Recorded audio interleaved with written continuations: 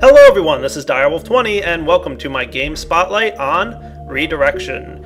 Redirection is a new game created by Dan200, who you guys might know as the author of Computercraft and QCraft, which are both mods for Minecraft. Redirection is a game about taking these blocks, which are moving on their own, and redirecting them towards their goals. It's an interesting puzzle game with a lot of different neat mechanics, so I think the best way to demonstrate the mechanics of this game is to start playing some of the levels and show you how interesting and neat this game can be. So the first thing you'll notice when you launch the game is the option to either play or create levels. Let's start off with playing, and we'll see that there are about 60 campaign levels available. I've only unlocked about a third of them, so I'm up to level 20 at the moment. Level 1 is probably a good place to start. The game starts off on a map shown here, and there's a blue cube moving throughout the map on its own. You're given one block that you can place to redirect the cube to its goal, which is the X. The arrow is where the cube has started. Simply left-click to place your cube, and the block will now no longer be able to continue down this path, and he will turn left. You will note that blue cubes always, when given the option, tend to turn to the left. This is unique to the blue cubes. If we want to force him to turn to the right, we simply need to block off the path to force him to turn to the right. This map has two cubes, and you'll also notice that we're given two blocks that we can use to redirect them to their destination. As expected, as you progress through the game, the challenges will get more and more difficult. Don't worry though, it's definitely not impossible, there's always a solution. You can also press C if you want to speed up the map to allow you to complete the level faster. This is the first map to feature a red cube.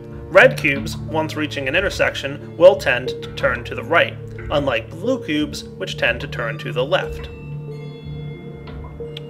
You can press Z if you make a mistake and would like to try something different. Again, red cubes tend to turn to the right, so we'll want to block off this path to allow it to turn to the left. The maps get more and more difficult as you progress through the levels. The later levels will definitely have you scratching your head as you try to find a way to get all the blocks into their intended destinations. Some maps require that you plan ahead. If you don't, your cubes will be stuck and will not be able to reach their intended destinations. You will also eventually reach a map where falling off the level is a possibility, and you don't want to let that happen. Some levels also have multiple tiers, so that you have to place the blocks in certain positions before other blocks can pass over them.